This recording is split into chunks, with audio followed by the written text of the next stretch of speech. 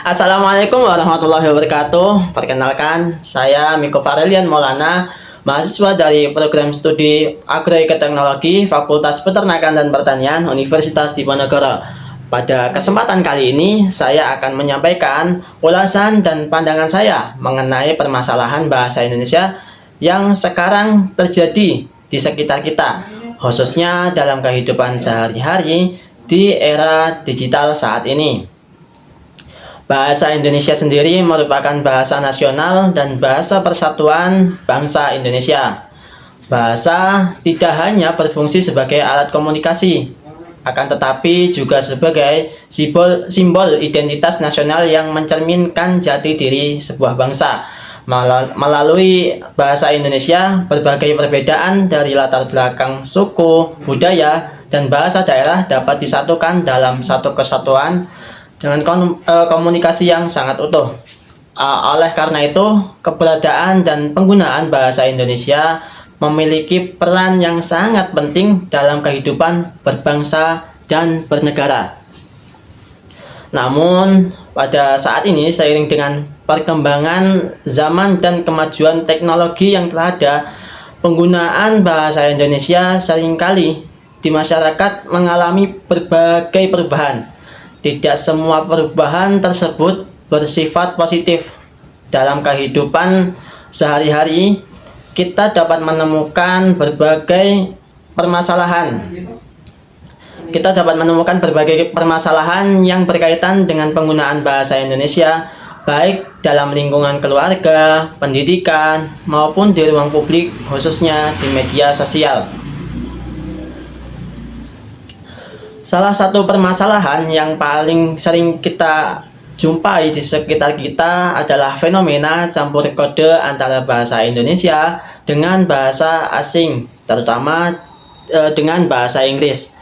Fenomena ini sangat mudah kita temukan dalam percakapan generasi muda. Dapat kita temukan sehari-hari, baik secara langsung maupun melalui media sosial seperti TikTok, Instagram, dan aplikasi pesan singkat. Penggunaan kata-kata seperti literally, basically, atau which is ini seringkali disisipkan dalam kalimat bahasa Indonesia. Meskipun sebenarnya terdapat padanan kata di dalam bahasa Indonesia yang dapat kita gunakan. Bagi sebagian orang, penggunaan bahasa campuran ini dianggap sebagai bentuk gaya dalam berkomunikasi yang modern, mengikuti tren global, dan menunjukkan kemampuan berbahasa asing. Namun, jika kita cermati lebih dalam, penggunaan campur kode yang berlebihan dapat menimbulkan berbagai permasalahan. Salah satunya adalah menurunnya kebiasaan penggunaan bahasa Indonesia dengan baik dan benar. Banyak sekali penutur yang akhirnya lebih fasih menggunakan bahasa campuran dibandingkan dengan bahasa Indonesia yang baku, terutama dalam konteks formal dan akademik. Selain campur kode ini, permasalahan lain yang tidak kalah penting adalah penggunaan bahasa yang tidak baku. Dalam berbagai situasi, penggunaan singkatan yang berlebihan, bahasa gaul, serta struktur kalimat yang tidak sesuai dengan kaidah kebahasaan Indonesia kini semakin sering digunakan. Bahkan dalam konteks resmi seperti tugas sekolah, presentasi, atau surat menyurat. Hal ini menunjukkan bahwa masih rendahnya kesadaran di masyarakat, khususnya generasi muda, terhadap pentingnya penggunaan bahasa Indonesia yang sesuai dengan kaidah kebahasaan. Pengaruh media sosial juga menjadi pengaruh yang sangat besar terhadap permasalahan bahasa Indonesia ini. Media sosial mendorong komunikasi yang serba cepat dan singkat, sehingga penggunaannya cenderung mengabaikan kaidah kebahasaan, kata-kata singkat, ejaan, dan struktur kalimat seringkali tidak diperhatikan. Selain itu, munculnya bahasa yang viral yang cepat menyebar membuat banyak orang yang ikut-ikutan dalam menggunakan istilah-istilah tertentu tanpa memahami lebih dalam mengenai makna dan konteks penggunaannya. Akibatnya, kualitas bahasa yang digunakan dalam komunikasi sehari-hari menjadi semakin menurun. Permasalahan penggunaan bahasa Indonesia ini tentunya membawa berbagai dampak. Salah satu dampak yang paling nyata adalah menurunnya kemampuan berbahasa Indonesia, secara baku, terutama dalam situasi formal dan akademik.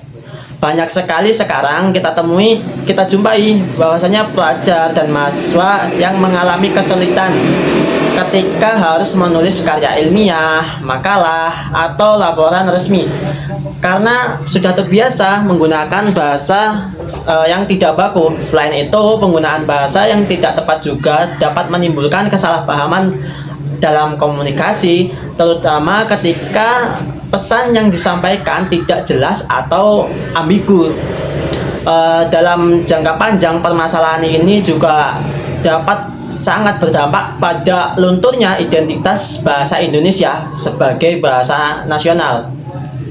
Jika sekarang generasi muda tidak lagi terbiasa menggunakan bahasa Indonesia yang baik dan benar, maka eksistensi dari bahasa Indonesia itu sendiri sebagai bahasa persatuan dapat menjadi sangat terancam. Padahal bahasa merupakan salah satu unsur yang sangat penting dalam menjaga persatuan dan kesatuan dari sebuah bangsa. Menurut pandangan saya sendiri, penggunaan bahasa asing pada kehidupan sehari-hari bukanlah sesuatu yang sepenuhnya disalahkan. Di era globalisasi, kemampuan berbahasa asing memang sangatlah dibutuhkan, terutama untuk kepentingan pendidikan, dunia kerja. Namun, penggunaan bahasa asing seharusnya disesuaikan dengan konteks dan tidak menggantikan peran bahasa Indonesia itu sendiri sebagai bahasa utama. Bahasa Indonesia tetap harus menjadi bahasa yang sangat diutamakan dalam pendidikan, pemerintahan, serta komunikasi resmi lainnya. Oleh karena itu, sangat diperlukan upaya untuk bersama untuk mengatasi permasalahan bahasa Indonesia ini. Upaya tersebut dapat dimulai dari diri kita sendiri dengan membiasakan penggunaan bahasa Indonesia dengan baik dan benar, sesuai dengan situasi dan konteks di lingkungan. Di lingkungan pendidikan, guru dan dosen memiliki peran yang sangat penting dalam menanamkan kesadaran berbahasa kepada peserta didik, mahasiswa, dan lainnya. Media massa dan media sosial juga sangat diharapkan dapat berkontribusi dengan menyajikan konten yang menggunakan bahasa Indonesia yang sangat tepat dan santun.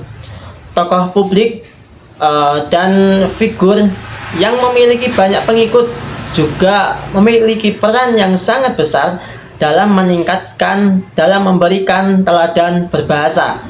Cara mereka berkomunikasi di ruang publik dapat mempengaruhi cara masyarakat, khususnya generasi-generasi muda, dalam menggunakan bahasa Indonesia. Oleh karena itu, penggunaan bahasa Indonesia sendiri yang baik dan benar oleh tokoh publik dapat menjadi contoh yang positif bagi masyarakat. Sebagai generasi muda, kita memiliki tanggung jawab yang sangat besar dalam melestarikan, menjaga bahasa Indonesia. Kita tidak hanya menjadi pengguna bahasa, tetapi juga menjadi penjaga keberlangsungan bahasa tersebut. Dengan menggunakan bahasa Indonesia yang baik dan benar secara bijak, kita juga turut menjaga kualitas komunikasi dan memperkuat identitas nasional. Sebagai penutup, saya ingin mengajak kita semua untuk lebih sadar dan lebih peduli terhadap penggunaan bahasa Indonesia di dalam kehidupan sehari-hari. Mari kita gunakan bahasa Indonesia dengan bijak, dengan baik dan benar sesuai dengan kaidah kebahasaan dan konteksnya, tanpa menutup diri terhadap perkembangan bahasa di era globalisasi. Dengan demikian, bahasa Indonesia akan tetap hidup, berkembang, dan menjadi kebanggaan sebuah bangsa atau dapat menjadi kebanggaan dari bangsa Indonesia itu sendiri. Mungkin hanya itu saja pandangan dari saya. Saya akhiri, wabillahi taufik wal hidayah. Wassalamualaikum warahmatullahi wabarakatuh.